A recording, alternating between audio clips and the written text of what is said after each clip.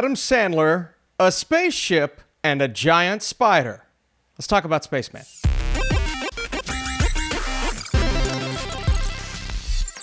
What's up, Flick fans? Welcome back to the channel. 5 years ago, an Adam Sandler movie on Netflix was not necessarily a good thing, but lately, they've worked out pretty well. That's right, I loved Hustle. It was awesome. Spaceman was one of my most anticipated movies of the year. Does it live up to the hype? Let's do it. On behalf of the Eurospace program, 189 days into your solo journey. During a research mission, an astronaut concerned with the state of his life back on Earth is helped by an ancient creature he discovers in the bowels of his ship. This movie's rated R for language, and that's about it. Well, there's also a giant spider. That doesn't change the rating, but do you remember that moment at the end of Enemy? Yeah, that's what this is, but throughout the entire film, and the closer it gets to our character, the more haunting it becomes. And that's where I want to start is Paul Dano's performance in this film. It's haunting and terrifying, but also kind of calming, and there's something about his voice that is soothing throughout until you see what is actually there, and then you get terrified. I just don't like spiders, man. What a baby. They were fine until I got bit by a Black Widow. That was awful. I did not become Spider-Man, though. Wait a thing. You also have Johan Renck, who comes from the TV world, but TV shows like Breaking Bad and the creator of Chernobyl, one of the greatest series of all time. So expectations there. I mean, first feature,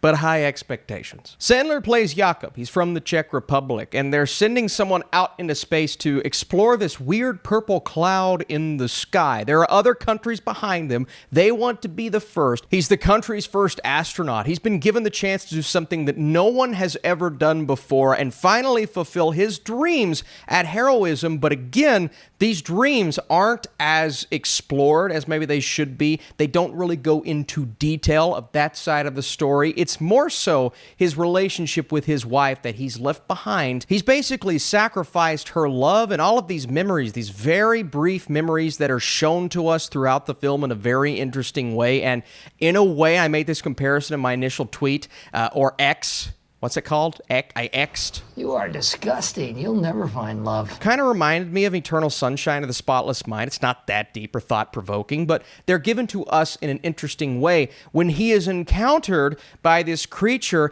and it's somewhat up in the air at the beginning. If this is something that he's imagining because he's been alone up there for so long by himself, he's lone wolfing it on this mission, which is something he wants. He wants to remove himself from certain things that he leaves back on Earth. But it's up in the air whether or not this thing's real. Is he just hearing things, seeing things, or is it actually there?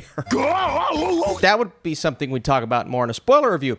Hanuš is a very interesting character. There's an entire backstory there, a reason as to why he encountered Jakub in the first place, and it really is their relationship that shouldn't necessarily be the emotional core and crux of the film, because again, Carey Mulligan's in this film, and we're really supposed to care more about their romance than his relationship with Hanuš, but I really liked the chemistry between Sandler and this CGI creature that's voiced by Paul Dano. I really enjoyed the dialogue between them. The only thing that got a little annoying as we went is he keeps calling him Skinny Human, and at first they're like, all right, that's what he refers to him as, but he keeps saying it every time and I'm just like, that's one time too many. Oh shit, I'm sorry. It's a silly nitpick. There are some movies that I could compare this to, absolutely. I already have Eternal Sunshine of the Spotless Mind.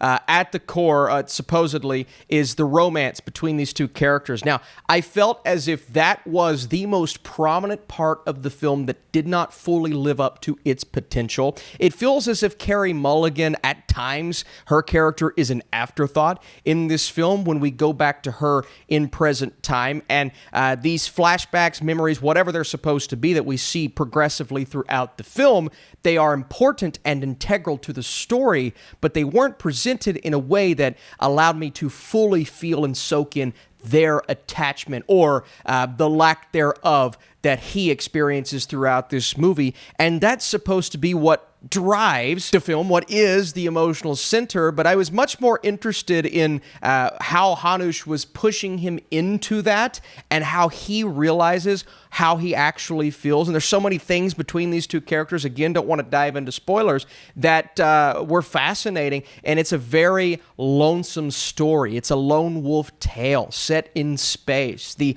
opportunity to bring us original sci-fi. Now, I'm going to make the comparison. It's very similar to Interstellar at times, very similar to Ad Astra, the film with Brad Pitt. Not as stylistic as that one, not as comprehensive as Interstellar, but there's a moment towards the end where I'm like, yeah, that is very, very Interstellar. Netflix's version, just not as good. And while Dano's providing this haunting yet comforting voiceover, we have Sandler giving a very different kind of performance. The voice that he's doing is very different, got into character. I feel like I shouldn't have to say this for an actor, but people just don't take Adam Sandler seriously, and I watch him in this movie where he has to carry a lot of weight, and I'm like, yeah, he's really good. The script often isn't as detailed as it needs to be to tell the specific story, and I believe the focus is a little all over the place at times. It builds and builds. It creeps there at points, but when we finally get there, I did feel an emotional payoff. I don't know if it was the one that I was supposed to feel,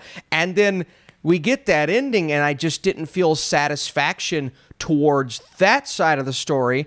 But I did feel satisfied with something else that happens towards the end. So I don't know if I was enjoying this movie in the way that the script intended. What I got out of it worked really well, but the biggest intent of the movie just didn't quite work because I honestly feel like they wasted Carey Mulligan and a good performance with a smaller amount of screen time as Lenka, integral character.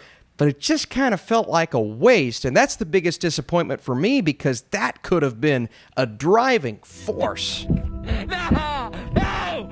Good thing here is it's not shampoo is better. I go on first and clean the hair.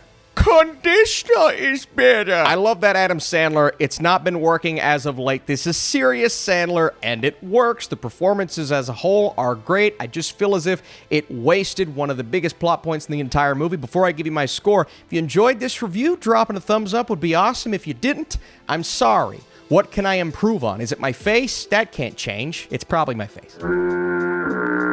Featuring a great performance from Sandler, Spaceman packs an emotional punch but isn't able to overcome familiarity. It attempts an Eternal Sunshine meets Interstellar type of story but never provides enough depth. Dano is a highlight as his voice is haunting yet comforting.